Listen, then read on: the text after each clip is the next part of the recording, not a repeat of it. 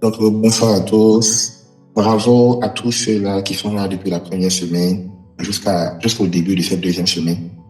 Je sais que c'est pas facile, mais je sais aussi qu'avec Jésus, tout est possible. Donc, bravo, franchement, vous êtes des soldats, vous êtes des chers héros, vous êtes des personnes avec une force extraordinaire. Vous n'avez pas idée. Vous n'avez pas idée de ce que ça représente. On va passer 2 semaines, déjà toute une semaine, en train de chercher Dieu et entamer la deuxième semaine. Sachez que c'est extraordinaire parce qu'il y a beaucoup, malgré de nombreuses résolutions. Vous pourrez même être d'accord avec moi. Plusieurs fois, vous avez essayé de chercher. Vous avez essayé de dire non, je vais me récupérer. Mais finalement, au bout de 3 jours, beaucoup ont abandonné. C'est vraiment la norme, j'ai envie de dire. C'est particulier, c'est spécial, c'est spirituel, c'est extraordinaire de pouvoir chercher Dieu. Donc, sachez que vous n'êtes pas des personnes ordinaires. Si quelqu'un peut dire je suis extraordinaire. Par la puissance du Saint-Esprit, vous êtes extraordinaire. Yes. Alors, c'est vraiment une joie pour moi d'être là ce jour avec vous pour cette deuxième semaine, ce premier jour de cette deuxième semaine. Rapidement, quelques informations que j'ai données hier lors de notre séance en présentiel. Bon, ça c'est vraiment un truc que j'ai remarqué. J'ai remarqué qu'il y a beaucoup qui n'arrivent pas à se connecter à l'heure de la séance en présentiel. Vous êtes proche. Faites l'effort d'être là. C'est-à-dire, tu as Abidjan et périphérie. Le dimanche, c'est l'apothéose, c'est la clôture, c'est la finale. C'est, comment on dit ça, c'est la dernière touche. Faites l'effort, vous qui êtes à Abidjan, faites l'effort d'être là. Même ceux qui ne sont pas à Abidjan, c'est juste, faites l'effort, c'est le dernier jour.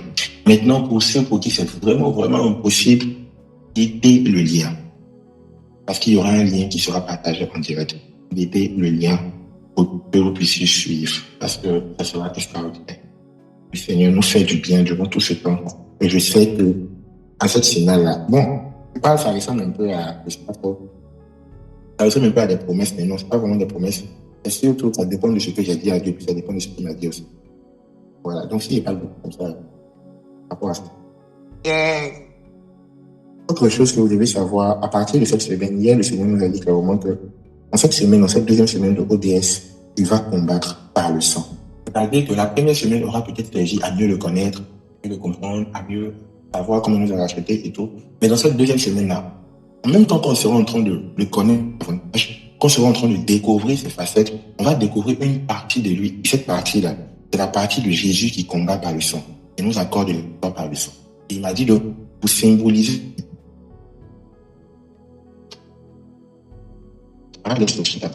il a demandé à tous ceux qui participent. Quand je parle de participer, pas déjà des prières. De rendre chaque soir avec la Sainte. Beaucoup me disent, mais là, j'ai pas la Sainte, j'ai pas dit. Bon, première chose, il y a une servante de Dieu ici. Son nom de WhatsApp, même si tu vas dans le WhatsApp, son nom de elle va t'aider à avoir la Sainte Seine. Je ne connais pas les prix, en tout cas, elle va te donner les tarifs. Franchement, je mettrai ça les tarifs. Donc, vous pourrez la contacter, elle va vous aider. Si c'est pas livraison, si c'est récupération, c'est qui est sûr. Quand vous allez discuter avec elle, vous allez trouver un moyen, une solution. Maintenant, pour ceux-là qui n'ont pas forcément de quoi, n'ont pas de CNCN et puis peut-être ils sont trop loin, c'est simple. Vous allez à la boutique, vous achetez, comment on appelle ce jus-là? Vinto. Simple. C'est Vinto. Et puis, bon, si vous pouvez, le pain, comment on appelle ce pain? Le pain encore pour faire les trucs au resto, là. Comme ça. Au supermarché. Bon, si vous pouvez, ok. Maintenant, c'est pas grave. Votre Jésus, ce qui est bien avec lui, c'est qu'il n'est pas compliqué. Allez-y à la boulangerie, achetez votre baguette.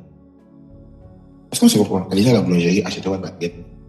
Priez, déclarez, proclamez que ce que vous tenez en main là est les particularités et les propriétés du sang et du corps de Jésus.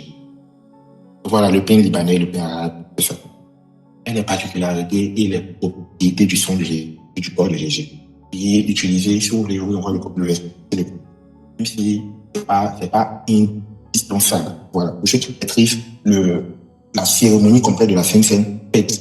Pour vous, à qui on a déjà enseigné la Sainte Seine, faites ce qu'on vous enseigne. Maintenant, pour vous qui ne vous connaissez même pas du tout là, ne vous compliquez pas la vie.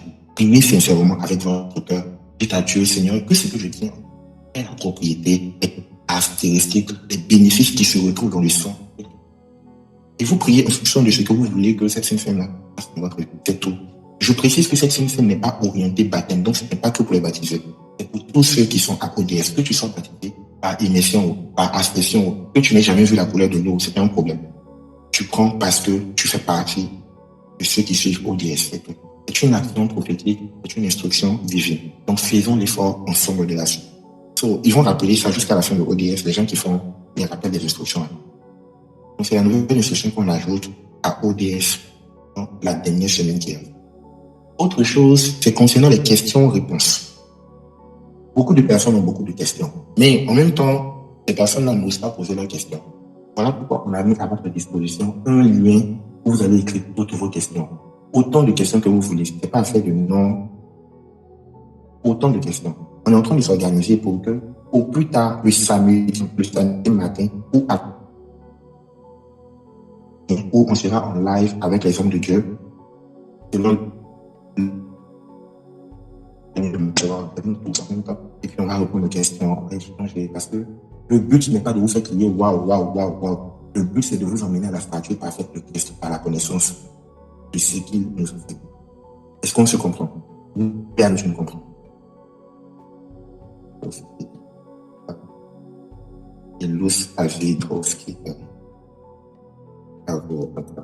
Alors, la dernière information, à l'apothéose, à la clôture, on vient en blanc.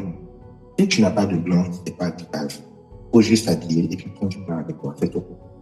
Sinon, l'idéal, c'est de venir en blanc. Mais si tu n'as pas de blanc, c'est pas dire non. Ah, ils ont dit on peut habiller blanc. Donc, comment on n'est pas habillé blanc là? Il n'est pas au marché ou bien, comme il n'y a pas l'argent, il est laissé, il reste à la maison. Non, c'est pas ça.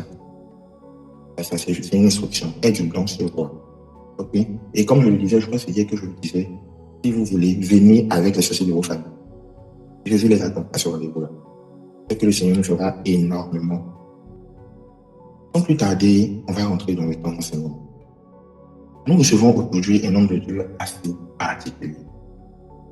Dans cette génération, il fait partie de ces hommes de Dieu choc.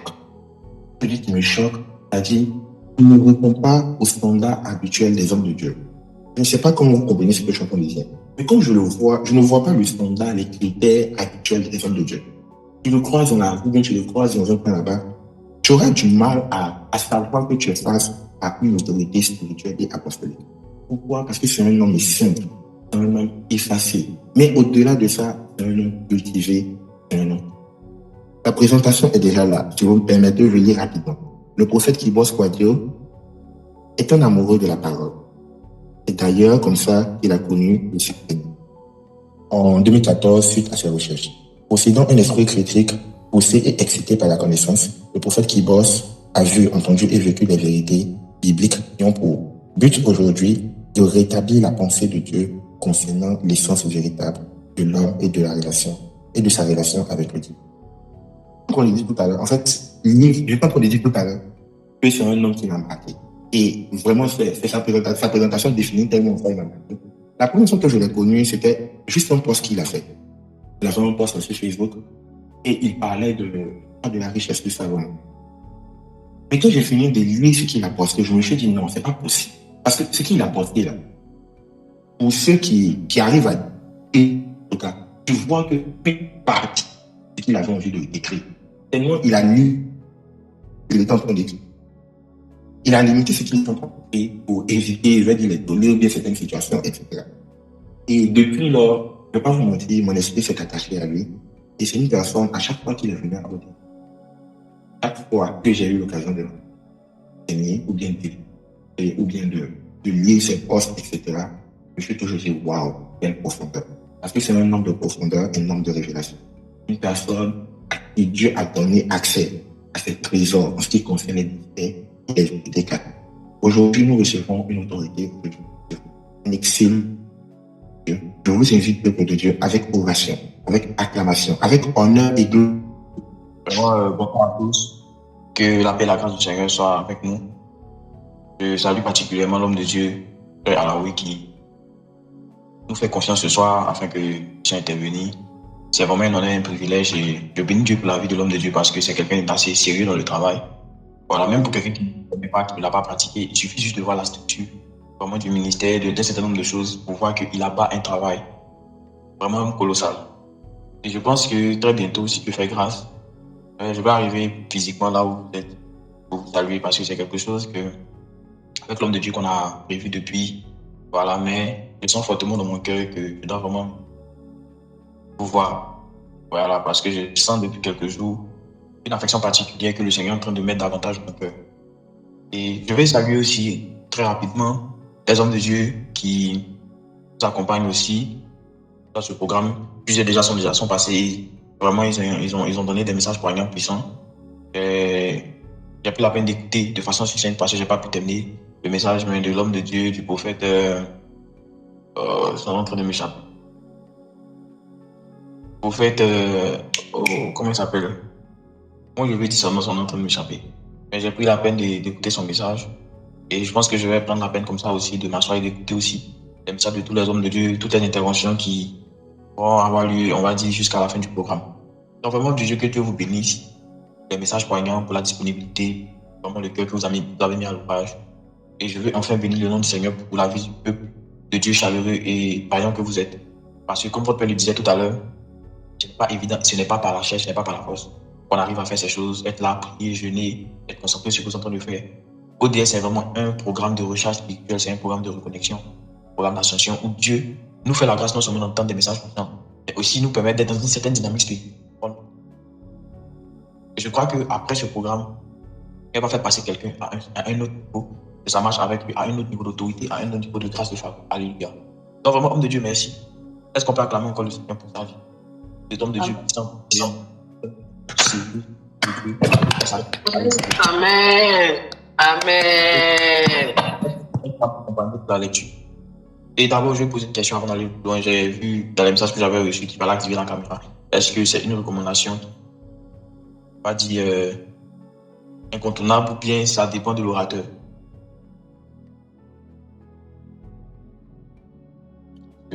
Pour que je puisse marcher dans les rangs. Je ne sais pas si on m'a compris. Je demandais s'il fallait. Ok, ça dépend de moi. Ok, merci un peu. D'accord, je ne vais pas vous montrer mon visage, pas aussi beau que Jésus. Mais bon, je pense que je vais activer quand même un peu la caméra, ceux qui ne me connaissent pas, pour qu'ils puissent au moins mettre un visage sur le nom, même s'il y a des affiches. Bon, ça donne différemment avec la vidéo. Et peut-être couper au fur et à mesure. Mais est-ce que quelqu'un pourra m'accompagner? Parce que je vais commencer à donner une série de passages. Voilà, après moi, je peux bien faire la lecture. Vous serez accompagné, homme de Dieu. Ok, que Dieu vous bénisse. Ok, donc le grand thème qui nous réunit ce soir, le thème de la conférence, c'est la statue parfaite de Christ, si je ne m'abuse. Donc, quand l'homme de Dieu m'a donné le thème, on a commencé à échanger tout ça, je lui ai dit, vraiment ton affaire, j'ai vu les thèmes qu'il est venu me donner particulièrement, j'ai dit, est-ce que je pourrais traiter? Ben, je pense que par la grâce de Dieu, on va se défendre. À partir du moment où c'est écrit, on aura quand même quelque chose à dire. C'est Dieu qui fera grâce par rapport au niveau de profondeur. Mais déjà citer les Écritures et puis essayer vraiment d'aller aussi loin qu'on le peut par son esprit. Alléluia. Donc déjà, est-ce qu'on peut lire Luc 1, le verset 80? 1, 80. Luc chapitre 1, le verset 80. Luc chapitre 1, le verset 80, je lis la parole de Dieu. Or, l'enfant croissait et se fortifiait en esprit, et il demeura dans les déserts jusqu'au jour où il se présenta devant Israël. Amen. Ici, on parle de Jean-Baptiste. Alléluia. J'ai énoncé le thème, on va dire, général du séminaire, du programme. J'ai oublié de mentionner le thème qui nous réunit ici. C'est Jésus, fils de l'homme, Jésus de Dieu, Jésus le Christ. Amen. Donc quand j'ai vu ça, et puis le thème que l'homme de Dieu m'a donné, ce monsieur est venu me tuer. Mais parce qu'il a confiance en moi et encore plus dans l'esprit de Dieu qui marche avec nous. Alléluia. Et Dieu va nous faire du bien. Est-ce qu'on peut lire Luc 2, le verset 40? Là, on parlait de Jean-Baptiste dans Luc 1, verset 80. Dans Luc 2, verset 40. Luc chapitre 2, le verset 40. D'accord. Luc chapitre 2, le verset 40. Or, l'enfant croissait et se fortifiait. Il était rempli de sagesse et la grâce de Dieu était avec lui. Amen. Était sur lui. Amen. Donc, quand on parle de Jean-Baptiste, on nous dit que l'enfant se fortifiait en esprit. Quand on nous parle de Jésus, on dit qu'il croissait. On dit c'est en sagesse. Donc, il y a une légère différence sur les éléments qui sont mentionnés, sur les précisions qui sont faites concernant la croissance de l'un et de l'autre. Mais on n'a pas encore fini. On va continuer au verset 46. Du verset 46 au verset 52, donc jusqu'à la fin du passage. Donc, les deux versets 46. On était au verset 40. Verset 46, maintenant au verset 6. Luc chapitre 2, à partir du verset 46. Au bout de 3 jours, il le trouvait dans le temple, assis au milieu des docteurs, les écoutant et les interrogeant. Tous ceux qui l'entendaient étaient frappés de son intelligence et de ses réponses. Quand ses parents le virent, il fut saisi d'étonnement. Et sa mère lui dit, mon enfant, pourquoi as-tu agi de la sorte avec nous? Voici ton père et moi, nous te cherchions avec angoisse. Le verset 50, il leur répondit, pourquoi me cherchiez-vous? Ne savez-vous pas qu'il faut que je m'occupe des affaires de mon père? Mais il ne comprit pas ce qu'il leur disait. Amen. Jésus, c'est quelqu'un d'étrange, c'est quelqu'un d'assez particulier. Vous savez, dans la vie, il y a des gens qui sont de très bons exemples et qui sont intègres. C'est-à-dire que quand on parle d'intégrité, on parle aussi de la conformité entre vos paroles et vos actions. Donc, il y a des gens qui vous disent des choses qu'ils pratiquent eux-mêmes. Et ce sont de bons conseils que vous devez appliquer. Il y a des gens, par contre, dont il ne faut surtout pas se fier aux paroles. Amen. Parce qu'ils donnent de mauvais conseils. Il y en a d'autres encore qui vivent très mal, mais qui sont sages. Sages pas dans le sens des actions que ces personnes-là posent, mais parce que ce sont de très bons conseils. Amen. Donc, il y a des gens qui vont te dire, fais ce que je fais. Pardon, ce que je dis, mais ne fais pas ce que je fais. Donc, effectivement, il y a des gens dont il faut écouter les paroles et ne pas suivre les actions, parce que leurs actions vont nous créer des problèmes. Souvent, même ces personnes-là sont conscientes de la mauvaise vie qu'elles mènent, des limites de leur hygiène de vie, leur hygiène en tout cas à tous les niveaux, que ce soit spirituel, par rapport à la gestion de l'argent. Mais ces personnes-là pourront vous dire. Mais Jésus est quelqu'un de compliqué. Moi, Jésus dit une chose et il en fait une autre. Donc, moi-même, quand je le lis, souvent, je me demande, est-ce qu'il faut faire ce que Jésus dit? Mais il faut faire ce que Jésus fait. Alléluia. C'est un personnage énigmatique. Vraiment, les apôtres ont été sélectionnés minutieusement parce que s'ils n'avaient pas un certain niveau d'humilité, s'ils n'étaient pas fils spirituels, s'ils n'étaient pas disciples, ils n'allaient pas pouvoir marcher avec ça. Vous voyez que le texte nous dit quelque chose d'intéressant, à savoir que Jésus était dans le temple. On a fait l'économie des textes, des versets qui sont un peu plus hauts, parce qu'ils sont allés à Jérusalem pour la fête, tout ça et tout. Et en retournant à la maison, ils ne voyaient pas Jésus. Après 3 jours, ils sont revenus. On s'est dit, mais quand même, ça fait un moment. On se disait qu'il était avec d'autres voisins, des personnes, des compagnons de voyage avec qui ils ont quitté Nazareth et avec qui ils sont venus à Jérusalem. Amen. Donc, on se retourne, on ne voit pas l'enfant au bout de 3 jours. C'est quand même un enfant de 12 ans. Et ils se rendent compte que durant cette... En tout cas, des personnes qui étaient versées dans les Écritures. Et tous ceux qui écoutaient Jésus étaient frappés par la sagesse de Jésus, par l'intelligence de Jésus. C'est que Jésus posait un certain nombre de questions à ces personnes et lui-même aussi prodiguait certaines réponses. C'est vraiment très avancé. Maintenant, la dame lui dit, mon enfant, pourquoi est-ce que tu fais ça? On est inquiet. Et la réponse que Jésus nous donne, elle se positionne comme sa mère. Jésus se positionne comme quelqu'un qui n'est pas son père. Ne savez-vous pas que je dois m'occuper des affaires de mon père? De mon père. Ton père c'est Joseph, ta mère c'est moi. Donc, je suis en train de me plaindre pour dire que tu nous as rendu inquiets, tout ça. Et toi, tu me dis qu'en vérité, si je me suis permis de faire ce que j'ai fait, c'est parce que, à la vérité, vous ne m'intéressez pas plus que ça. Je fais les choses, je dois être dans la maison de mon père, je dois m'occuper des affaires de mon père. Mais paradoxalement, après que Jésus ait fini de dire à Marie, il doit s'occuper des affaires de son père, la Bible nous dit aussi qu'ils n'ont pas compris ce que Jésus est en train. En fait, ils ne comprenaient pas que Jésus ne se voyait pas comme l'enfant des cieux, comme l'enfant, le fils de Dieu. Il ne se voyait pas comme le fils de Joseph et de Marie, il se voyait comme le fils de El Elion. Mais quand il finit de dire ça, il doit s'occuper des affaires de son père. Quand il finit de dire toutes ces choses, qu'est-ce qu'il fait? La première des choses que Jésus fait, c'est la Bible dit qu'il ne reste pas soumis à ces personnes. Étrange. Amen. Tu vas prier le Seigneur jusqu'à ce que l'homme de Dieu puisse revenir. Certainement, c'est un problème de... Ah, mon micro, vous n'avez pas entendu, désolé.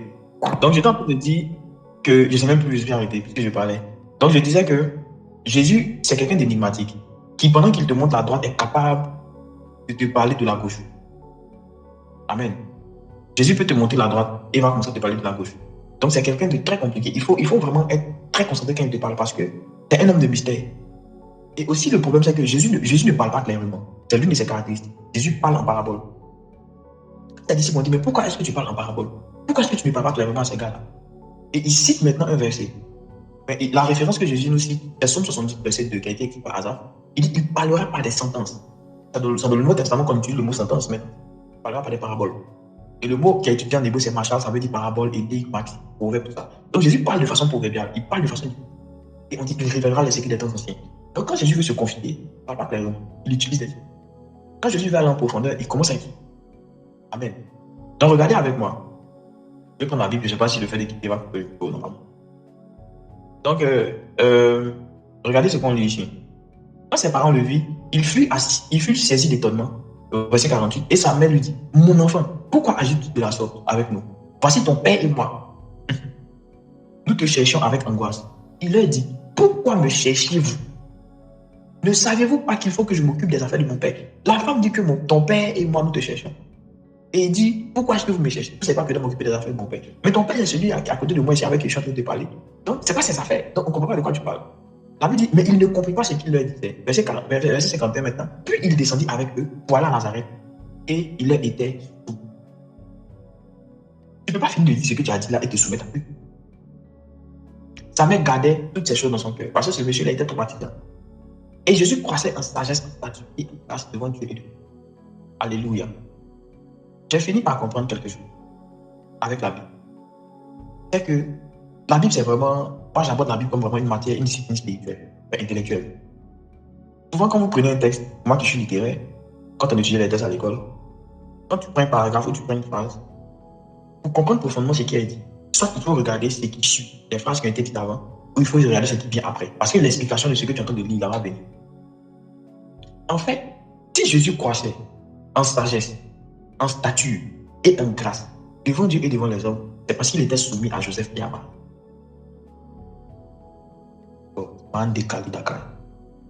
C'est parce qu'il était soumis à Joseph et à Marie. La Bible dit, puis il descendit avec eux à la Nazareth. Il allait avec ses parents là où ses parents habitaient. Il s'est soumis à ses parents, il s'est soumis à sa mère, il s'est soumis à son père naturel, à sa mère naturelle. Et il a commencé à croître en sagesse, en statut et en grâce. Devant Dieu, oui, mais aussi devant les hommes. Si Jésus ne descendait pas pour se soumettre à eux, il n'allait pas croître devant les hommes. Et ce n'est même pas sûr qu'il allait croître à un certain niveau devant Dieu. C'est pourquoi, quand il s'agissait de Jean-Baptiste, on a lu ici, Luc 1, verset 80. La Bible ne dit pas que dans Luc 1, verset 80, que Jean-Baptiste croissait. La Bible nous dit que Jean-Baptiste se fortifiait en esprit. Oh Saint-Esprit, regardez. Zacharie a prophétisé des choses. Je lis le verset 79 avant de lire le verset 80, qui est le dernier verset du chapitre 1. Jean-Baptiste est en train de prophétiser, c'est à la naissance de Jean. Zacharie est en train de prophétiser, c'est à la naissance de Jean. Parce que vous savez avec moi que quand l'ange Gabriel est venu parler à Zacharie, Zacharie a contesté, Zacharie a douté de la parole de l'ange. Et parce qu'il a douté de la parole de l'ange, l'ange a dit, mais je suis un ange qui me tient devant Dieu. Ta langue sera liée, tu seras muet jusqu'à ce que l'enfant naisse.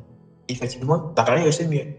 Donc maintenant, Jean-Baptiste naît. Dès que Jean naît, on dit on va l'appeler un parent, un grand-père, un nom quelque part. Et Zacharie écrit Jean, une tablette. Dès qu'il finit d'écrire le nom que l'ange a donné à son enfant, que l'ange. En même temps, sa langue se délie et il commence à prophétiser sur l'enfant. Regardez par exemple au verset 76. Et toi, petit enfant, tu seras appelé prophète du Très-Haut, car tu marcheras devant la face du Seigneur pour préparer ses voies, afin de donner à son peuple la connaissance par le pardon de ses péchés, grâce aux entrailles de la miséricorde de notre Dieu, en vertu de laquelle le soleil levant nous a visité d'en haut, pour éclairer ceux qui sont assis dans les ténèbres et dans l'ombre de la mort, pour diriger nos pas dans le chemin de la paix.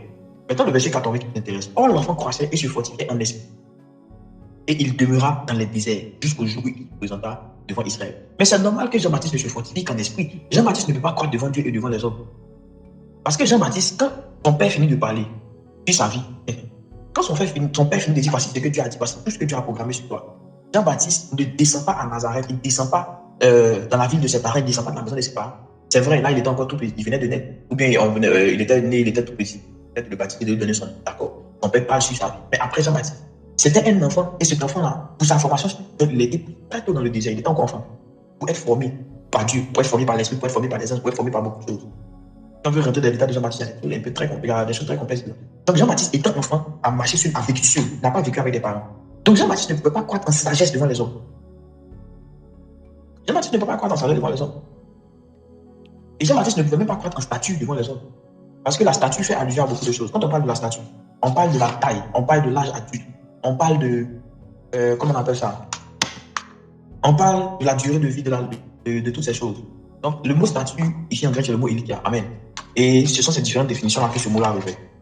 Par exemple, lorsque Jésus dit, lequel d'entre vous peut pas sentir son inquiétude, fait pousser un seul cheveu, serait-ce qu'un seul cheveu de sa tête. Le mot coudé ici qui parle de longueur. Le mot qui est utilisé, c'est encore le mot qui désigne statue. C'est le même mot Elikia. Donc la stature, ça parle de la taille, ça parle de la hauteur, ça parle de la corpulence, ça parle de la maturité, ça parle de l'âge. Donc Jésus, on l'a vu grandir. C'est pourquoi naturellement, quand Jésus arrive à Nazareth, on dit, n'est-ce pas ici le fils du charpentier, n'est-ce pas? Parce que les gens ont vu Jésus grandir, mais les gens n'ont pas vu Jean-Baptiste. Et le problème, oh my God, c'est que si tu n'as pas grandi devant des gens, si les gens ne t'ont pas vu croître, ne t'ont pas vu progresser devant eux, ce n'est pas évident que tu obtiennes la grâce devant ces personnes. On dit Jésus, fils de l'homme, Jésus, fils de Dieu, Jésus, fils de l'homme, Jésus le Christ. Je suis vraiment en train de développer ici le volet fils de l'homme, mais aussi un peu le volet fils de Dieu. Jean-Baptiste croissait devant Dieu. Jean-Baptiste était grand. On dit cet enfant, il va être grand devant Dieu. Pourquoi Jean-Baptiste était grand devant Dieu et se fortifiait en esprit? On a demandé qu'il se fortifiait en esprit parce que Jean-Baptiste évoluait dans un environnement où c'est seulement Dieu qui pouvait être le témoin de sa croissance. Mais Jésus n'évoluait pas dans un environnement où c'est seulement Dieu qui pouvait être témoin de sa croissance. Jésus évoluait dans un environnement où Dieu pouvait être témoin de sa croissance. Quand il était seul, oui, mais où les hommes pouvaient aussi témoigner de sa croissance. Témoigner qu'il grandissait en sagesse, témoigner qu'il grandissait en âge, en statut, en taille, en corpulence. Et naturellement, toutes ces choses-là ont permis que Jésus puisse grandir en grâce, puisse grandir dans d'autres versions, vous allez voir le mot faveur. Donc Jésus croissait aussi en faveur devant Dieu, devant les hommes. Donc les hommes pouvaient le favoriser. Il y a des choses qu'on pouvait donner à Jésus qu'on n'avait pas donné à Jean. Parce qu'on ne connaît pas Jean-Baptiste. Vous m'avez donné Jésus, fils de l'homme. Dès que vous attendez à ce que je commence à rentrer dans certaines choses extrêmement mystérieuses ou très très prophétiques. Mais en fait, dans la double nature que nous avons, du divin et du humain, il faut comprendre que l'humanité en nous a des codes. La divinité en nous aussi a des codes. Il faut comprendre chacun de ses fonctionnements. Parce que tu peux croître en sagesse, tu peux croître en statut, tu peux croître en grâce, en faveur devant Dieu et puis ne pas avoir la faveur des hommes. Je ne parle pas ici de cette faveur mystique, spirituelle qui va t'être donnée parce que Dieu va te donner certains parfums. Mais je parle de la faveur qui va t'être accordée de façon, j'ai envie de dire, naturelle. Même si elle n'est pas aussi naturelle que ça parce que derrière, Dieu va te faire grâce. Oui, mais Dieu ne va pas te faire grâce sur la base de rien.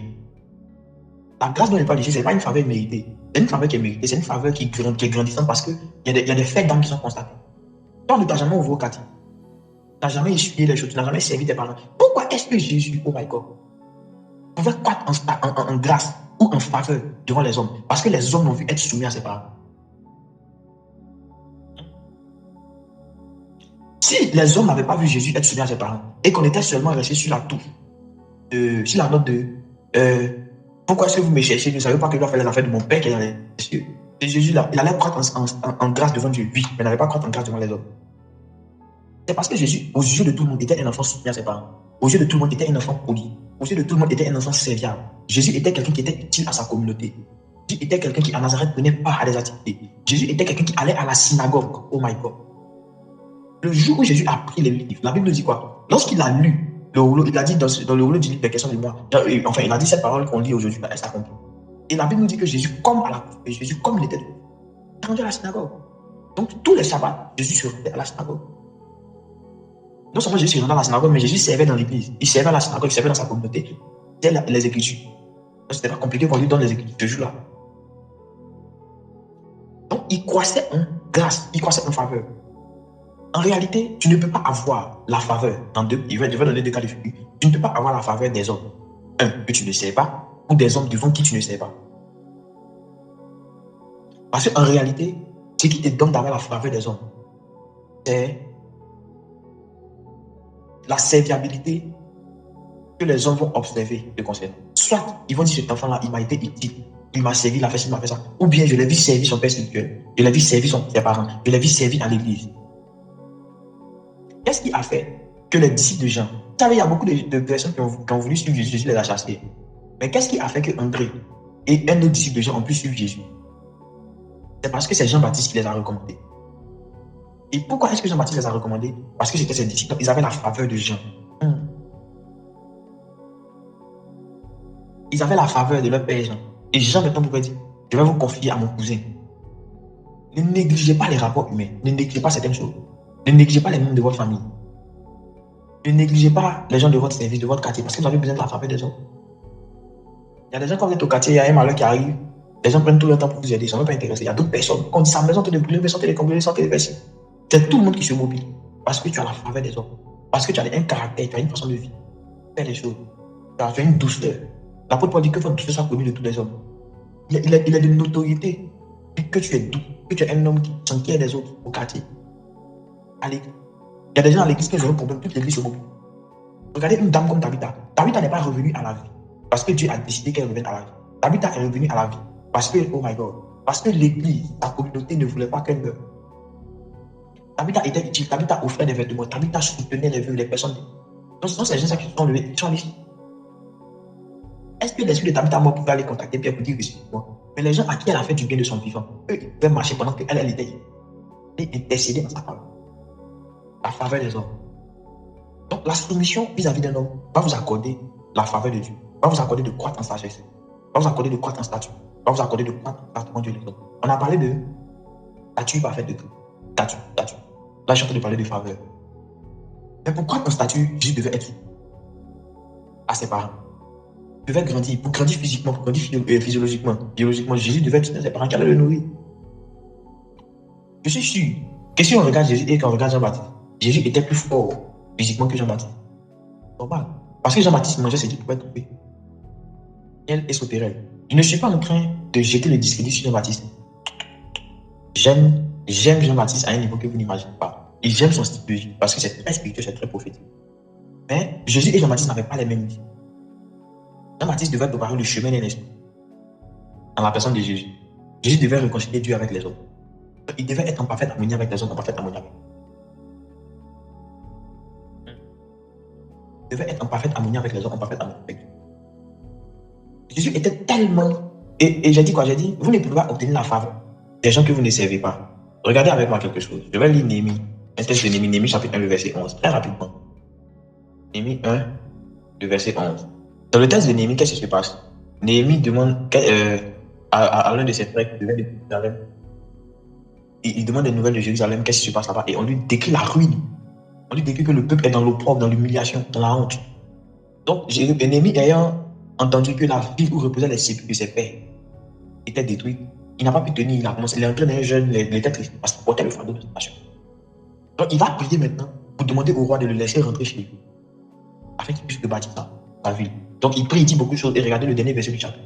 Ah, Seigneur, que ton oreille soit attentive à la prière de ton serviteur et à la prière de tes serviteurs qui veulent craindre ton nom. Donc, aujourd'hui, du succès à ton serviteur, il parle de lui-même, et fait lui trouver grâce devant cet homme. Et il parle ici du roi. C'était alors une chanson du roi.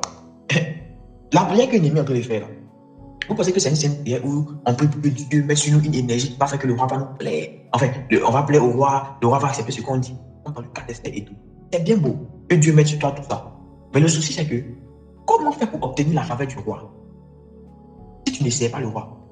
En fait, Néhémie était déjà dans des dispositions naturelles qui permettaient à Dieu de lui accorder cette faveur. Parce qu'effectivement, il a servi le roi avec diligence. Il était auprès de ce Dieu. Il y avait un contact humain entre monsieur et eux. Les chansons, c'est lui qui va goûter le vin, les boissons. Il est responsable des boissons du roi. Naturellement, il goûte. Et si le roi doit mourir, c'est lui qui va mourir à la place. Donc, c'est quelqu'un qui avait déjà une place de bon. Naturellement, tu peux te battre avec tout le monde, mais pas avec ton cuisinier, avec quelqu'un qui peut manipuler ta nourriture. Donc, il y a déjà quelque chose. Je ne dis pas que le roi l'aimait à la folie, mais c'est déjà qu'il y avait un certain lien de confiance entre les deux. Il y avait une certaine proximité. Et sur ça, maintenant, il vient pour que Dieu le fasse grandir en grâce, en faveur devant cet homme. Il dit donc, accorde dans la faveur. Quand je vais lui parler, que son cœur soit un truc. Et dans le cas d'Esther, c'était pareil. Esther, son peuple était condamné à l'extinction. Et elle allait maintenant en jeûne pendant 3 jours. Pour que Dieu lui accorde la faveur vis-à-vis de son époux. Lui, de son père, de son époux. Elle était sous sa couverture. Elle était sa reine. Elle était son épouse. Donc, déjà qu'il y avait ce rapport-là entre eux, elle pouvait aller maintenant porter dans la prière. Ah Seigneur, voici. Alléluia. C'est pourquoi je n'arrive pas à laisser la fait de faveur. Parce que je vais parler de la statue. Donc, croître en statut. Parce que la statue, comme je l'ai dit, ça fait appel, ça fait allusion à la taille, à l'âge. La Bible nous dit que Jésus croissait en statut devant Dieu et devant les hommes. Donc le Fils de Dieu en Jésus croissait, le Fils de l'homme en Jésus aussi croissait. Jean-Baptiste lui se fortifiait en esprit. Donc laissez-le dans la dimension spirituelle, il avait tout le temps d'être concentré que chez Dieu. C'était du 100% spirituel, Jésus c'était du 50-50. Du 100%. Quand j'ai dit 50-50, ne mettez pas dans votre esprit que Jean-Baptiste était plus spirituel. Jésus avait suivi une formation 100% spirituelle, mais aussi une formation 100% pratique naturelle, où les hommes constataient, et qu'il croissait en grâce. Quand on dit tu crois en grâce devant les hommes, ça dit que les hommes t'aiment. C'est que si Jésus était seulement bizarre, comme on les décrit, il allait croître en grâce devant les hommes. Je ne pense pas. Alléluia. Donc, la statue, croître en statue. Comment faire pour croître en statue en tant que fils de Dieu? On croît en statue en tant que fils de Dieu, il y a des exercices spirituels, il y a beaucoup de choses qu'on peut faire. Jean-Baptiste, par exemple, la Bible dit qu'il se fortifiait en esprit. Et la Bible dit qu'il se fortifiait en esprit dans les déserts. Je ne veux pas être un prophétique aujourd'hui. parce que je risque de donner des enseignements, je vais rentrer dans des choses. Mais j'ai envie de dire que si vous voulez toucher dans les choses de l'esprit, il y a beaucoup de choses qui entrent en ligne de compte. Il y a la qualité des enseignements que vous écoutez. Il y a même les lieux ou les dispositions dans lesquelles vous êtes. Regardez quelque chose avec Jésus. Quand Jésus priait, comment est-ce que Jésus a fait pour avoir la puissance qu'il a eue? La Bible nous dit que Jésus, quand le diable a fini de le tenter, il fut revêtu de la puissance d'en haut. C'était où? Dans le désert. Donc vous comprenez que Jésus n'a pas échappé à la formation de Jean-Baptiste. Parce que dans le désert, on a la capacité de se fortifier en esprit. On a la capacité de contracter la puissance d'en haut. Et quand Jésus finit avec le désert, on ne le voit plus se retirer dans le désert, mais on le voit maintenant se retirer souvent dans les endroits déserts. Parce qu'en réalité, le fait d'être seul, je vais vous dire, la solitude déclenche ou enclenche les êtres immatériels. Je peux le dire ainsi. Quand tu es seul, si tu es un enfant de Dieu, tu n'es jamais seul. C'est que tu es avec d'autres personnes qu'on ne voit pas. C'est pourquoi les prophètes sont des hommes d'une certaine spiritualité. Parce qu'ils se retrouvent beaucoup seuls. Ça avance beaucoup dans la solitude. Priez même là. Pourquoi la Bible nous dit que quand tu veux prier, Jésus parle. Il dit quand tu veux prier, entre dans ta chambre, ferme la porte. Parle à ton Père qui est dans le secret. Puis ton Père qui est dans le secret. Pourquoi tu vas fermer? Tu ne peux pas rester là. Il a comparé, lui donne un protocole de prière qui est contraire au protocole des pharisiens. Si les lieux prient, ils vont à prier par les. Je vais vous donner une clé. Vous savez, l'une des clés même de la croissance spirituelle, je vous ai dit, il a parlé de solitude, mais aussi la discrétion. Le fait de ne pas faire des choses pour être vu des hommes. Mais le fait de cacher aux hommes les choses qu'on fait pour que Dieu les voie. Dieu est bizarre. C'est vrai que Dieu voit tout, mais Dieu ne regarde pas tout. C'est étrange. C'est comme si, en fait, quand tu viens poser une action spirituelle qui est censée avoir une portée spirituelle, pour que les hommes te regardent, Dieu ne peut plus voir ce que tu fais. C'est quand tu poses l'action pour ne pas que les hommes te voient. Les hommes peuvent te voir sans que ce soit l'objectif de recherche, il n'y a pas de problème. Mais quand tu fais tout pour ne pas que les hommes t'acclament, pour ne pas que les hommes te voient, automatiquement tu attires les projecteurs de Dieu sur toi. Dès que tu commences à agir, que les hommes te voient, tu détournes le regard de Dieu. Dès que tu commences à prier pour que les hommes sachent que tu détournes les oreilles de Dieu. Dès que tu commences à prier, Jésus même là, souvent tu peux, ceux qui ont marché avec Jésus ne savaient pas tout ce qu'il priait. Parce que imagine, nous tous on s'en va donner. Vous vous réveillez, vous voyez que je suis là, vous ne savez pas que je suis allé prier. Jésus, quand il a fini par exemple sur la montagne, il a eu des délivrances beaucoup. Il a décidé d'aller devant. Il ne lui dit pas pourquoi il veut que les gars aillent devant. Quand les gars vont devant, c'est parce qu'il veut prier avant de les rejoindre. Ah, allez-y, là, je vais aller prier. Non. Jésus, même quand il priait, on ne savait pas qu'il. Quand vous posez les actions comme ça vous permet de capitaliser spirituellement ce que vous êtes en train de faire. Vous pouvez vivre un moment où vous n'allez pas savoir quel est. Vous n'allez pas savoir quel moment il est. Vous pouvez vivre un moment où vous n'allez pas pouvoir prier. Même si on va toujours cacher ça, il n'y a pas de problème. Mais je vais dire que vous devez être dans une dynamique où souvent, je vais faire des choses et puis les gens ne vont pas savoir. C'est pourquoi je dis, quand tu donnes, que ta main gauche ne sache pas ce que ta main droite est en train de faire. Parce que l'offrande qui aura du poids, ce n'est pas une oh my God, ce n'est pas une offrande qui est présentée devant les hommes. Ce n'est pas une offrande qui est présentée avec des fanfares. C'est une offrande que tu présentes à Dieu en faisant tout pour ne pas que les hommes sachent à quel point tu es en train de donner. Ce n'est pas de prendre des démunis, de rassembler les caméras, tout ça, tout ça. Je ne dis pas que c'est mauvais de prendre les gens en photo. Non. Mais je suis en train de dire aussi que vous devez apprendre à cultiver, même quand vous faites le monde, faire certaines choses, vous donnez à votre père spirituel, vous donnez à la vie d'un homme de Dieu. Il y a des choses que vous devez vous cacher pour faire.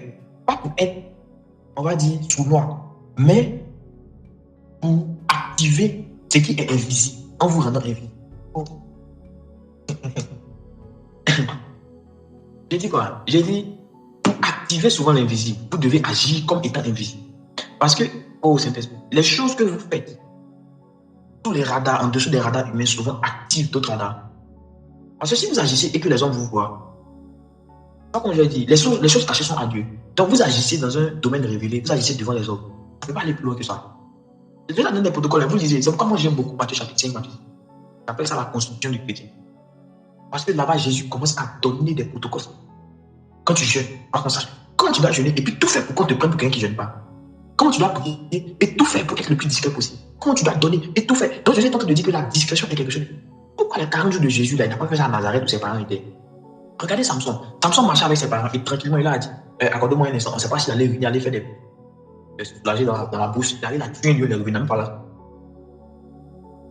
Facilement comme ça. Parce que ceux qui croient en statut, en force devant Dieu, ils se gardent de pratiquer les éléments qui favorisent leur croissance spirituelle, la croissance de ces statuts spirituels là devant les hommes. Je ne veux pas contredire les versets comme ce où Paul va dire à Timothée que tes progrès soient évidents. Oui, il y a des choses, on ne peut pas tout cacher. Je ne suis pas en train de dire qu'on doit se cacher maintenant. Dans la vie spirituelle, on n'a pas ça. Mais souvent, tu dois être là, on ne sait même pas que tu es. On ne sait pas que tu es. Fais des choses, mais les gens même ne soupçonnent pas. Vous faites ça, vous êtes en train de multiplier. Je ne sais pas combien de lignes vous êtes en train de faire. Vous savez, si on vous donne les vraies règles, les vraies lois spirituelles qui font évoluer, qui font grandir, vous aurez l'impression qu'on est en train de se moquer de vous. Parce que la spiritualité, plus on avance dans la spiritualité, au début la spiritualité est simple, après elle devient très complexe, et après encore, quand on atteint le niveau adulte, si je peux le dire comme ça, elle devient extrêmement simple. Mais non seulement elle devient simple, mais elle devient étrange. Parce que c'est tellement simple que ça paraît idiot. Les principes les plus simples que Jésus a eu à donner, c'est des choses qui étaient banales. À la vérité, croire même que ça peut produire les résultats qu'on te promet. C'est pas évident. C'est pourquoi la spiritualité de Jésus était plus facile que la spiritualité des pharisiens et des autres. Il posait beaucoup trop d'actions. Mais ce que Jésus demandait à ses disciples de faire, qui étaient des choses extrêmement simples, ça apportait des résultats. La statue parfaite de Christ. La statue. Donc je disais quoi? Jean-Baptiste, la Bible nous dit qu'il se fortifiait dans les déserts. Le désert, je vais donner ici la signification de ce que je vais dire. Vous devez comprendre déjà que tous les endroits n'ont pas les mêmes énergies. Et vous devez aussi comprendre que quand Dieu veut vous impacter, à la vérité, souvent la puissance que Dieu veut vous octroyer ne dépend pas plus de vous-même, votre consécration, mais dépend de l'endroit où vous allez vous consacrer. Dieu peut vous conduire à aller dans une ville. Dieu peut vous conduire à aller dans un camp de prière. Dieu peut vous conduire à aller sur une montagne. Dieu peut vous conduire à aller dans une forêt. Dieu peut vous conduire à aller vers un coup d'eau, à faire beaucoup de choses. Mais en réalité, c'est aussi à partir de l'endroit que vous envoie que Dieu veut vous faire. On va dire, vous recherchez, veut vous donner d'absorber certaines forces. C'est pourquoi Jean-Baptiste se fortifiait dans le désert. Et c'est pourquoi Jésus aussi, pour se fortifier, pour aussi pas la puissance d'en haut, étant dans le désert. Donc, désert dans ce sens-là, en tant que lieu géographique, il n'y a pas de souci. Reflète une grande puissance spirituelle. Mais en même temps, je parle du désert ici en tant qu'image, en tant que nous-mêmes on crée en orchestre. Parce que Jésus, après, n'a pas eu le temps, dans ces 3 années de ministère, d'aller se cacher tout le temps dans le désert. Mais Jésus créait des conditions désertiques autour de lui. Il se retrouvait seul. Donc, il était en ville, mais c'était comme dans le désert parce qu'il était seul. Et pendant qu'il priait, des choses pouvaient se manifester. C'est un jour où il a appelé Pierre, Jacques et Jean. Là, ils se sont rendus que quand Jésus lui prie là, des gens comme Moïse et Élie descendent pour venir. Mais Élie et Moïse ne peuvent pas, ils ne peuvent pas venir. C'est pourquoi, par exemple, on allait voir que Dieu est venu trouver Moïse quand il était seul. Dieu est venu lutter, il voulait tuer Moïse quand il était seul. Dieu est venu lutter, on dit Jacob était seul. Et maintenant, l'ange de l'Éternel est venu à ça lutter avec. Les choses que vous ne pouvez pas vivre comme vous êtes en. Vous devez créer la solitude pour croître en statut, pour croître en force, pour croître en taille spirituelle. Et Dieu doit vous donner un autre élément, vous devez aussi s'attacher à la parole de Dieu. On va lire ensemble Éphésiens chapitre 4. Vous allez voir quelque chose. C'est ça qu'on connaît très bien. D'ailleurs, c'est là que l'apôtre Paul nous parle de la statue parfaite de Dieu. Amen. Éphésiens 4 à partir du verset 11. On va lire du 11, je crois, à 15. Voilà. Verset 11. Et il a donné les uns comme apôtres, les autres comme prophètes, les autres comme évangélistes, les autres comme pasteurs et docteurs, pour le perfectionnement des saints, en vue de l'œuvre du ministère et de l'édification du corps du Christ. Jusqu'à ce que, donc il y a un jusqu'à ce que, il y a un moment qu'on doit atteindre, vous voyez, jusqu'à ce que nous soyons tous parvenus à l'unité de la foi et de la connaissance du Fils de Dieu. Donc sans les apôtres, les prophètes, les évangélistes, les pasteurs, les docteurs, on ne peut pas parvenir, on ne peut pas perfectionner les saints, on ne peut pas se perfectionner si on est appelé. Donc je me demande comment ceux-là qui vivent leur foi à la maison, sans communauté, sans prophète, sans pasteur, arrivent à se perfectionner en tant que saint. Alors que Dieu a donné ces personnes-là pour le perfectionnement et pour que ces personnes soient en relation avec le ministère. Et la Bible encore nous dit, en vue de l'édification du corps de Christ. Donc le corps de Christ ne peut pas être sans les apôtres, les prophètes, les évangélistes. Et qui bâtissent le corps de Christ. C'est eux qui nous donnent d'atteindre l'unité de la foi. Et si tu as un pasteur dans ta vie et que tu n'as écouté que quelqu'un qui a une onction pastorale, qui a un esprit pastoral, tu ne peux pas être parfait. Tu ne peux même pas être. Tu vas nous créer des problèmes. Parce que toi qui n'écoutes que des pasteurs, quand nous les prophètes, on va commencer à parler là, ça va devenir compliqué. Et c'est toi qui va nous poursuivre ici. Nous tenter de critiquer de ceci et de cela. Parce que pour parvenir à l'unité de la foi, il faut pouvoir recueillir tous les avis. L'esprit prophétique a une façon de voir qui n'a rien à voir avec l'esprit pastoral. Quand je dis rien, c'est vraiment rien. Les deux parlent de Jésus, mais les deux ne parlent pas des mêmes facettes de Jésus. L'esprit apostolique va encore décrire d'autres choses. L'esprit de l'évangélisme va encore nous dire autre chose. Le docteur va encore entrer dans quelque chose. Donc, le docteur, l'apôtre, le prophète, le pasteur. Si tu n'as pas macéré dans toutes tes onctions, et si l'église corps du Christ n'arrive pas à macérer dans toutes ses onctions, elle ne peut pas être unie. Elle ne peut pas être unie. C'est grâce à toutes ces onctions-là qu'on arrive à assembler les parties du corps du Christ, qu'on arrive à unir, qu'on arrive à mettre une certaine colle qui va faire que les parties qui sont séparées vont tenir ensemble. On ne veut pas venir à l'unité de la foi, mais on passe en écouter que des pasteurs. On ne veut pas venir à l'unité de la foi, mais on passe en écouter que des prophètes. On ne veut pas venir à l'unité de la foi, mais on ne passe pas en écouter que des évangélistes. Et parce qu'on est né dans une église où il y avait un évangéliste, on a grandi avec un père spirituel évangéliste, tout ce que Dieu doit nous dire doit être dans le sens de l'évangélisme. Le sens de l'évangélisation, dans le sens du salut des âmes. Comme si Dieu, tout ce qu'il a fait, c'est de sauver les âmes. Ou bien Dieu, tout ce qu'il a fait, c'est de nous annoncer le futur, c'est de la prophétie, ceci, c'est cela. Non. Donc on ne peut pas. C'est-à-dire que toi, tu es un chrétien. Tu n'as rencontré que des apôtres ou des prophètes dans ta vie, ou des pasteurs, peu importe, mais qui n'a pas une vue globale et multiple de Christ ou des ministères. Tu es un potentiel terroriste. Je ne sais pas comment je dis ça. Tu es un potentiel tout fait. Tu vas nous créer des problèmes dans l'église. Parce que toi, tu ne connais que l'esprit pastoral. Ah non, non. Et d'ailleurs, on va plus loin pour dire même qu'il y a des communautés, il y a des dénominations où le ministère prophétique n'existe pas, le ministère d'apôtre n'existe pas. Bon, si le ministère prophétique, le ministère d'apôtre n'existe pas, vous me voyez un peu. Vous interprétez le Nouveau Testament comment? Le Nouveau Testament n'a pas été écrit par des pasteurs. Le Nouveau Testament a été écrit par des apôtres. Paul a écrit la plus grande partie du Nouveau Testament est apôtre. Maintenant, vous n'avez pas l'esprit apostolique. Vous prenez quel œil pour interpréter ça? La Bible dit que l'œil est la lampe du corps. Et maintenant, dans le livre d'Apocalypse, la Bible dit que l'agneau a 7 cornes et 7 yeux, qui sont les 7 esprits de Dieu. Donc, les yeux, c'est l'esprit. L'œil, c'est la lampe, c'est l'esprit. Donc, on lit la Bible avec l'esprit. La lampe qui permet d'interpréter les Écritures, c'est l'esprit de l'homme. Maintenant, une lampe, un œil apostolique a écrit des textes apostoliques. Et vous prenez l'œil pastoral pour venir lire. Il y a des textes, même quand tu lis dans la Bible, là, si tu n'as pas une onction prophétique, tu es bien parti pour nous raconter des choses qui n'ont rien à voir avec le texte. C'est pas ta faute, tu n'es pas prophète. Il y a des choses que aussi, peu importe l'onction prophétique que tu as, tu ne pourras pas comprendre.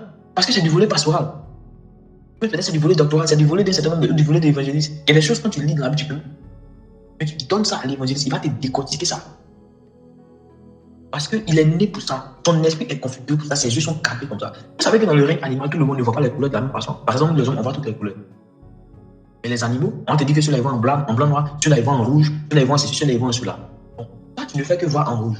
Comment tu vas faire pour nous décrire, pour nous être utile, quand on va rentrer dans une affaire où on a parlé du verre, de ceci, de cela? C'est pas ton œil ne peut pas interpréter ce genre de choses.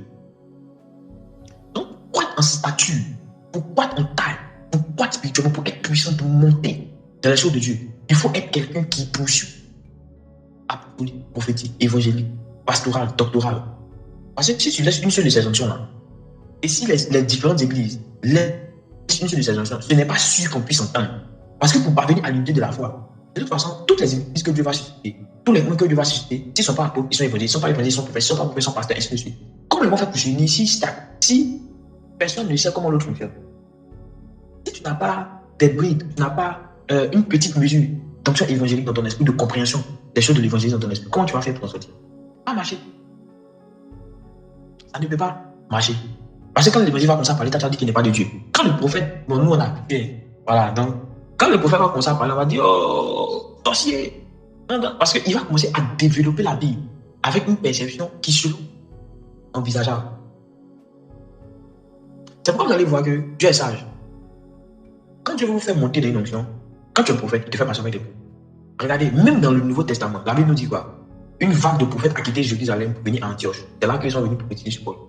Pourquoi on n'a pas dit des saints se promenaient parmi eux avec des prophètes? Parce que même à cette période, les prophètes marchaient sur eux. Les apôtres, ils marchaient ensemble. Quand vous regardez les livres des apôtres, ils ont tué Ananas et Saphira, la Bible dit que les apôtres étaient ensemble de côté. Donc, les apôtres, pourquoi dans l'onction apostolique, ils marchaient ensemble? Ils s'édifient apostoliquement. Les prophètes, pourquoi dans l'onction prophétique, ils sont ensemble, ils sont seuls dans leur coin? Parce qu'il y a des choses, on sait qu'on ça va très vite, on n'a pas besoin de perdre de temps, on se comprend en avance. Mais, si tu veux, au-delà de croire dans l'onction de ton appel, comprendre aussi les choses et être un élément utile, le corps, ne pas être un homme de guerre, mais parvenir à l'unité de la foi. Tu as envie de contrôler les autres. C'est là que Dieu, par exemple, a commencé à mélanger les apôtres et les prophètes. Maintenant, quand Dieu va faire marcher un prophète comme Silas avec un gars comme Paul, c'est que Paul grandisse dans le prophétique et que Silas grandisse dans l'apostolique. Aïe. Donc, il faut comprendre les associations et les nécessités des associations de onctions. Il faut comprendre la pertinence de chaque association. Si Dieu vous met ensemble deux apôtres, c'est pour faire une œuvre puissante dans l'apostolique et pas ailleurs. Si Dieu vous met ensemble apôtres et prophètes, c'est pour que le prophétique puisse vraiment marcher dans l'apostolique aussi, puisse prendre. Si Dieu vous met ensemble, la Bible nous parle, l'histoire nous parle de comment on appelle le monsieur, de William Marion Branham, il était prophète. Il est prophète de la thèse à la fin de ses pieds, et de quelqu'un d'autre qui est docteur, qu'on appelle.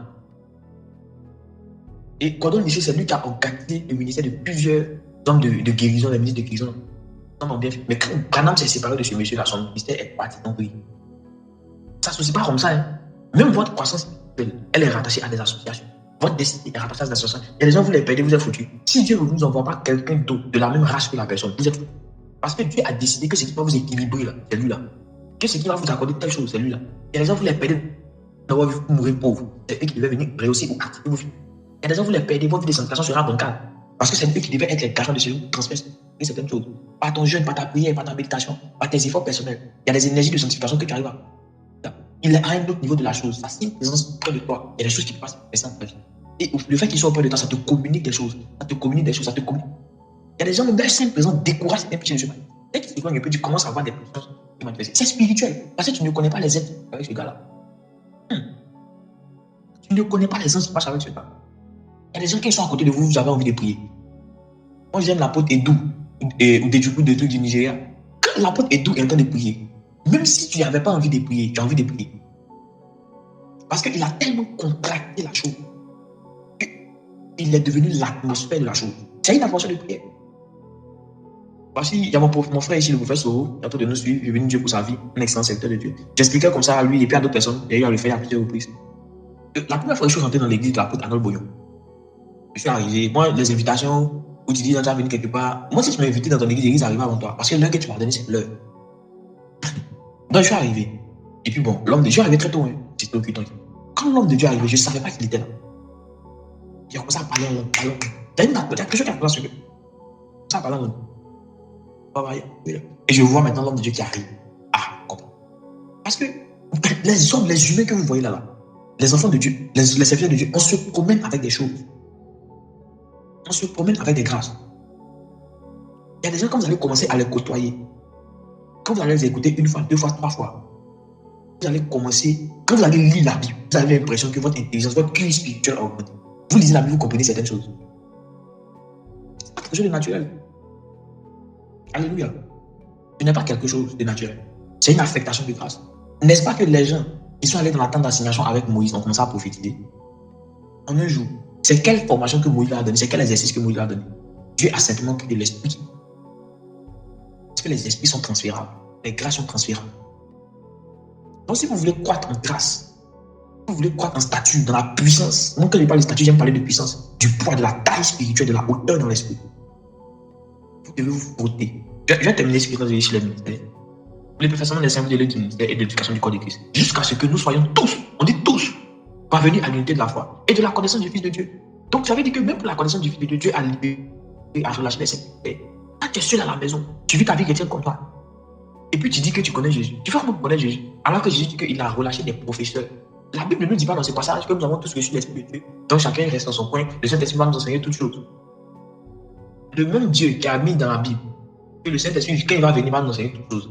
Il nous conduira dans toute la vérité. Le même Dieu dit qu'il y a des gens qui nous a donné ici pour nous permettre de connaître le Fils de Dieu. Parce que laissez-moi vous dire que la connaissance de Jésus qu'un prophète va avoir n'a rien à voir avec la connaissance de Jésus qu'un apôtre va avoir. N'a rien à voir avec la connaissance de Jésus qu'un évangéliste ou qu'un docteur, qu'un pasteur va avoir.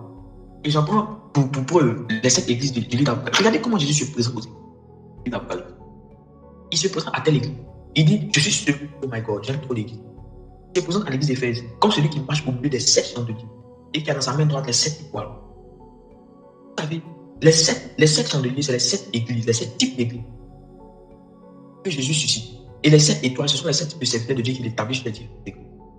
Le Jésus qui se révèle à l'église d'Éphèse était Jésus pas donné à cette église la connaissance de sa multiplicité d'opérations au milieu des églises.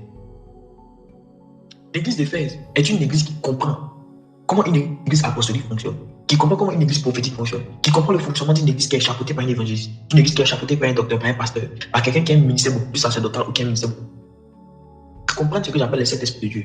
Donc, dans l'église d'Éphèse, on va vous enseigner qui est l'apôtre, qui est le prophète, qui est l'évangéliste, qui est le pasteur, qui est le docteur, comment est-ce qu'il fonctionne. Donc, quelqu'un qui est issu d'une telle église, il a la facilité de reconnaître les actions quand ils sont en train de prier. Il écoute quelqu'un, il lui a un prophète. Par la grâce de Dieu, Dieu a tellement exercé mon oreille et mon nez à ça que quand j'écoute quelqu'un, même je ne fais même pas une minute, mais j'essaie de dire de quel ministère il est. Ou bien, par quelle fonction dans laquelle il travaille. Parce que tu peux dire, il est prophète, lui, parce qu'il a le temps de travailler comme un prophète. Peut-être qu'il est aussi apôtre. Donc, il faut avoir l'oreille exercée. Il faut se photo. C'est l'église d'Éphèse.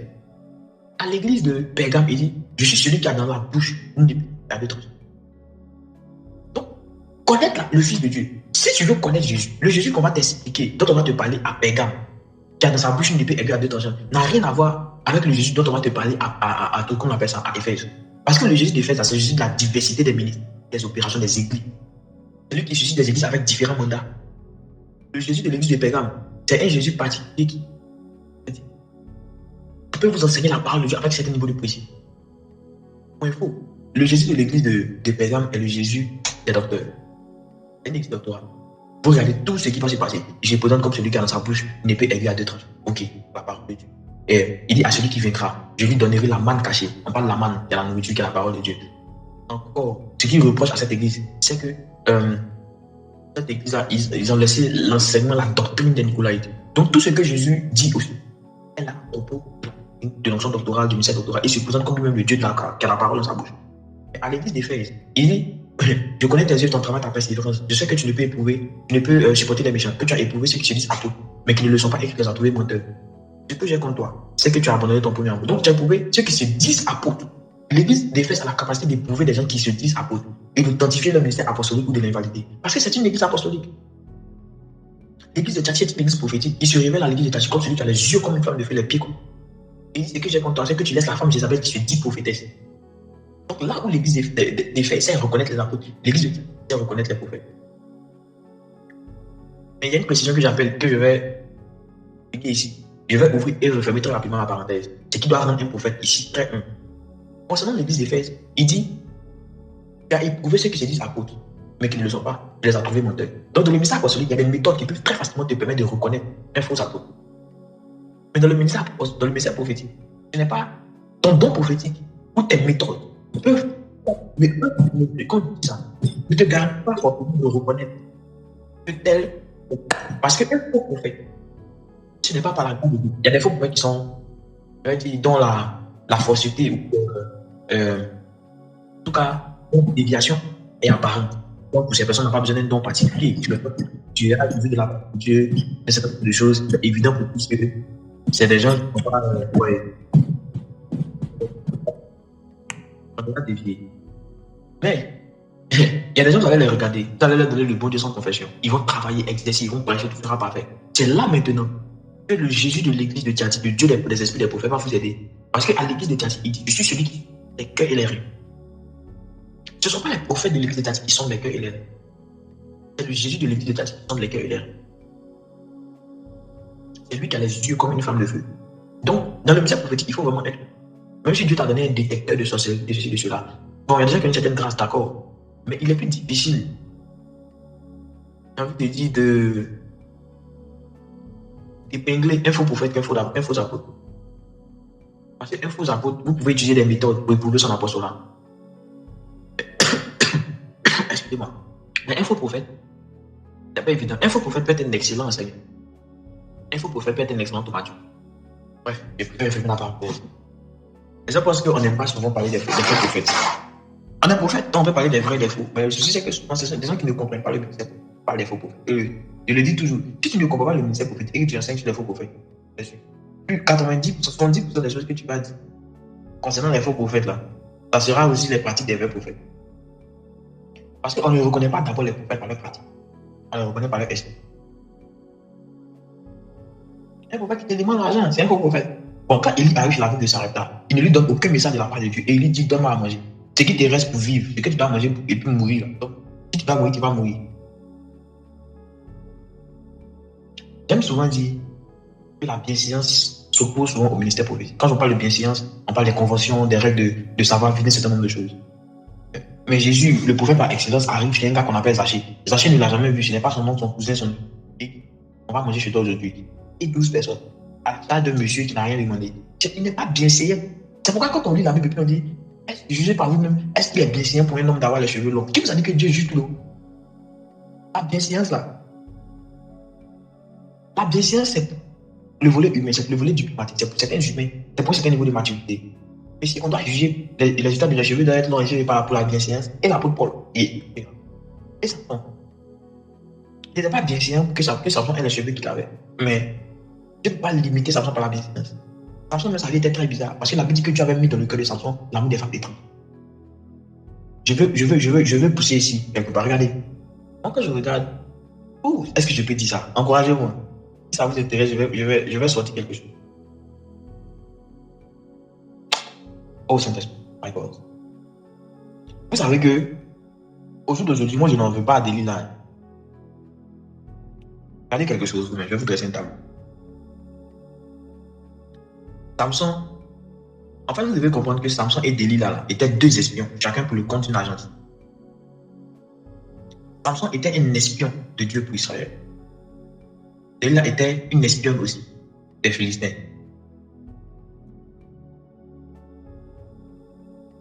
Pourquoi est-ce que Dieu a mis dans le cœur de Samson l'amour des femmes étrangères? Parce que la meilleure stratégie que Dieu avait trouvée pour entrer en guerre avec les Philistins, c'était qu'il y ait toujours quelque chose concernant Samson et les femmes. Et à partir de ce qui allait se faire, Dieu allait avoir un prétexte que Samson commence à les battre. La première fois, Dieu a mis l'amour des femmes étrangères dans le cœur de Samson. Quand ils sont arrivés, ils ont donné la femme de Samson à l'un de ses amis. C'est devenu problème, il a frappé les gars là. En fait, tout ce que Dieu voulait, c'est les frapper. Mais pour ça, il devait avoir un motif légitime.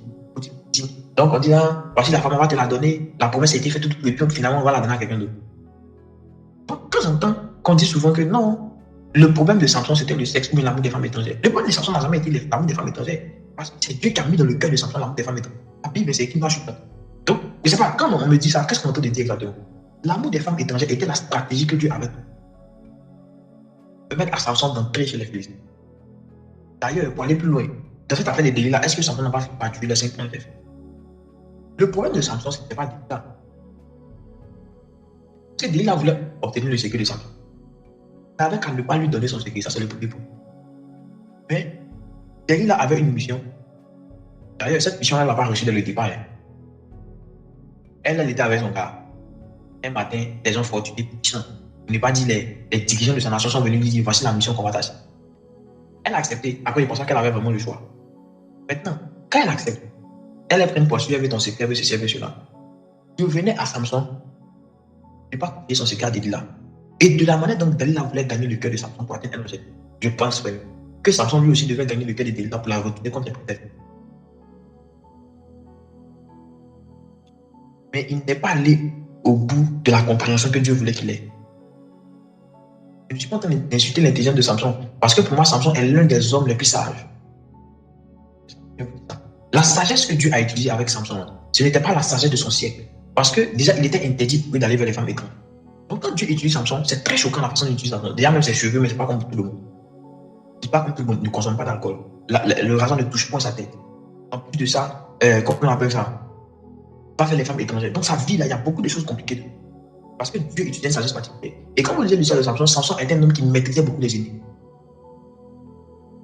Parce qu'on parle beaucoup de la force de Samson, mais on ne parle pas beaucoup de la sagesse de Samson. Déjà même, le fait que Dieu l'utilise comme ça pour infiltrer, c'était une sagesse particulière. Et c'était un homme aussi qui avait une sagesse un peu du type de Salomon, qui pouvait donner des énigmes, donner des paraboles, des choses bizarres. Donc Samson, pour moi, c'est l'un des hommes vraiment qui avait la grâce, le temps dans la Bible.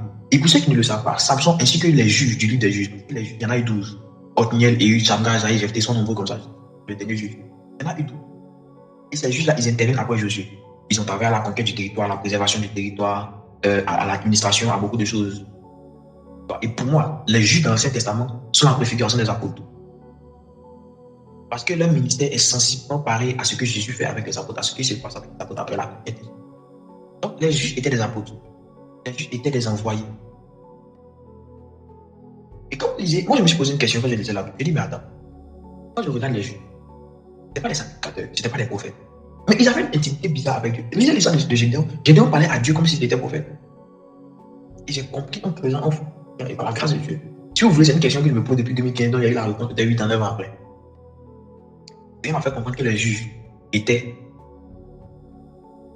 des apôtres dans cette dispensation.